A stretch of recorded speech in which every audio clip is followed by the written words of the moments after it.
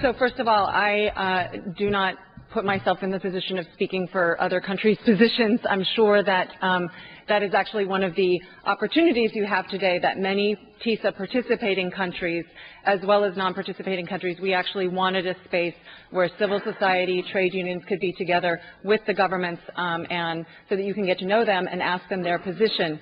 To me, as a civil society person, not from a developing country, I'm a little perplexed as to why some developing countries would want to be part of the TISA. I think the biggest concern that development advocates and many developing countries have expressed to me about it is that it actually reduces significantly their leverage in the single undertaking, in the global trade negotiations, to actually address some of their historical development issues, special and differential treatment, the implementation proposals, the reform of trade-distorting agricultural subsidies in the U.S. and EU, and even right now getting a permanent solution on agriculture for the food security issue. If the offensive agenda of the major developed countries is taken out of the WTO, what then pressure can you use to get them to say, well, you need to address historical inequities and asymmetries in the current global trading system? So that, I think, is a really big problem for developing countries in general, whether or not you're participating in the agreement. The other issue, why it surprises me that there are some, is that some developing countries participating, is that most of the developed countries that are participating have already done extensive liberalization of these services sectors, as Jane showed in the map. And so if we're talking about that all TISA members have to be brought up to a certain level of liberalization, we might say down to a certain level of liberalization, it's the developing countries that are in many cases going to be making the biggest commitments. Now, many of the countries already have FTAs with the U.S. or Europe or other developed countries, but there are a few that don't, like Paraguay and Pakistan, and so this is a little bit of a, it's not really clear. Even if a country, a developing country, wants to develop its services sector, it seems like it could do it much better keeping those service sectors under public national development proposals and plans, rather than allowing foreign corporations to come in and establish market access and therefore wipe out your nascent services industry. So it is a little bit perplexing to me, but I'm sure that there are representatives here from TISA participating countries who we have invited who can potentially answer that question. In terms of the position of Brazil and India, I would say the same thing. There are people here, services negotiators from those countries. We'd be happy to facilitate your introduction to them. But they were, they have been much more advocating for a developing country perspective in the negotiations, and are not currently, obviously, participating in the TISA as such. So that's something that probably is best left to the representative from those countries to talk about their position as to why. Thank you. I'd like to start with the representative of the European delegation.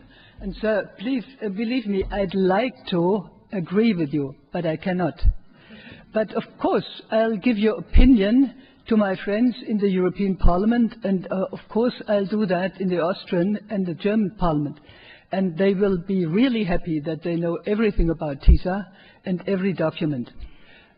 I'm really happy to tell them that you told us that they, of course, are aware of the mandate of the European Council, and this is open to the public as well.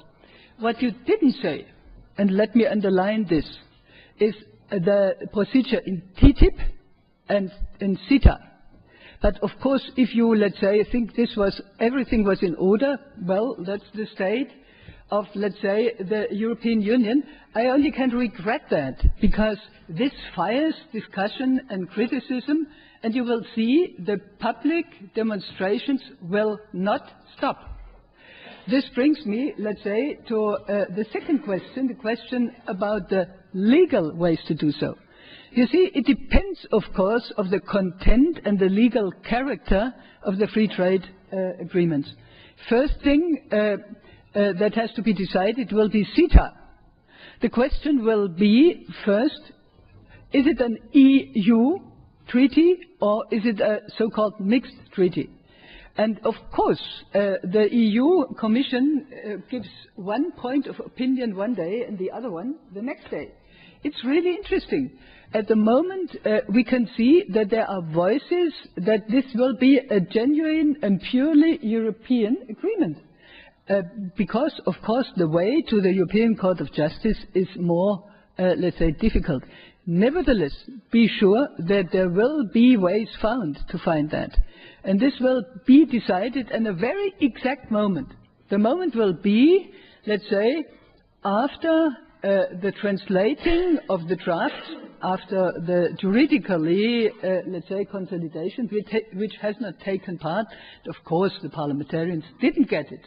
Yeah, they didn't get it. If they want to read it, they have to look into that, what was, let's say, published, not authorized by the EU Commission. Of course, we can find that. But now the procedure of translation is, at the moment is going on. And they feel that the EU Commission will send the draft to the European Council, in some months. And either they will do that with a remark, it's a mixed one, or a genuine one, or with no remark. And this will be the time to decide how to proceed legally. Either, let's say, by going to national constitutional courts, in, let's say, asking them to bring this before the High Court of Justice. You know, we have been doing this with the ESM treaty just now, and the negotiations before the Court of Justice has been on the 14th, meaning 2 days ago, or the way to the direct way to the European Court of Justice will happen. Third point, you were asked to the wretched clause. Let me just remark, if you look into the CETA papers, you can find that there is some very unclear clause about wretched clauses. So these are the problems as well, and I would be really happy if one of the European Commission delegation would be prepared to clarify this. If you say, no, there is no wretched clauses, there are certain limitations to this and that, there would not be so much criticism on your position. This is what I wanted to say. I'm normally a balanced person. But sometimes I'm getting very angry about let's say, the way the Commission is treating this. Thank you so much. The question about the so-called public services carve-out. Article 1.3 of the GATS. This is a favourite of those who say you are making a fuss about nothing. The provision says that the rules do not apply to services supplied in governmental authority that are neither commercial nor supplied in competition with another provider. Now, those of you who are from the public services sectors, think about how many of the activities you provide there is not a private or public competitor in the same area.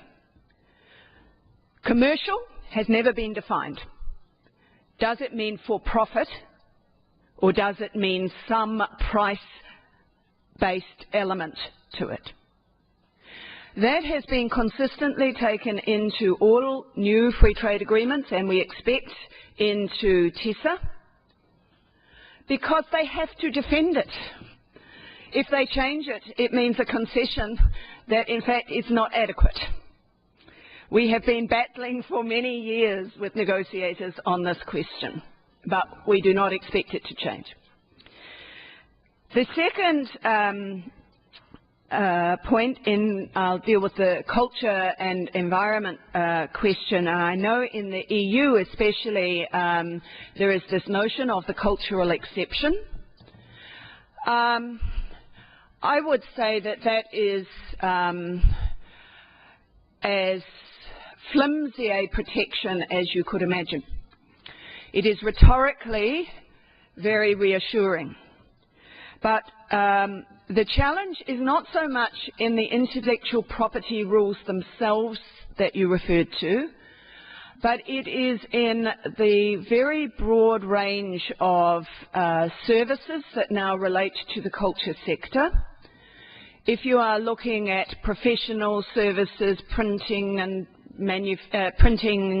translating services, publishing services, running events, computer services, some work, and I'm happy to share it with you, that we've done on this shows that there is massive exposure of the culture sector, even if you are just talking about the traditional culture sector rather than the broader sector. There will also be disciplines on domestic regulation of those services, which will include areas of licensing, areas of the technical standards for those services, which Ellen Gould will be talking about later, and which will constrain your ability to use those domestic regulation to shape cultural services in the ways that you wish. Similar issues apply to environmental services. If you think of the very broad range of services that affect the environment, from professional services through to testing services, through to water pipelines and so on, there is a very broad spectrum.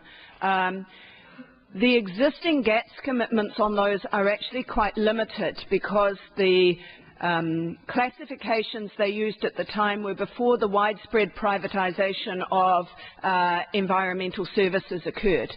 So the updated version will have much more scope for covering environmental services, and because there will be negative list aspects to that and lock-ins, you can expect much broader environmental services coverage.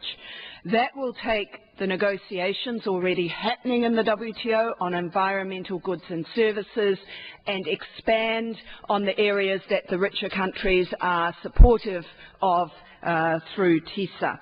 And likewise, licensing and technical standards for environmental services are crucially important, and those will be subject to those rules. Finally, on government procurement and state aid, in the existing agreements, the GATS, for example, there was no agreement on government procurement. However, in the more recent free trade agreements, government procurement has been covered, and Sanya will be talking about that, as well as the issues of state aid. The only thing I would say about state aid is that already in the GATS, subsidies are covered by national treatment, non-discrimination, unless you have accepted them. If you make a commitment, say, on education, as New Zealand did, and you didn't exclude subsidies, then private education providers have the right to the same subsidies as your domestic public providers. Right? There are, in recent FTAs, some exclusions for subsidies. They say this does not apply to subsidies and grants and so on. However, and I'm sure Sanya will talk about this, in the Trans-Pacific Partnership Agreement, for example, the chapter on state-owned enterprises is going to have rules on government procurement and on commercial advantages that to state entities that will include subsidies, grants and other kind of advantages. So I'll leave that to Sanya.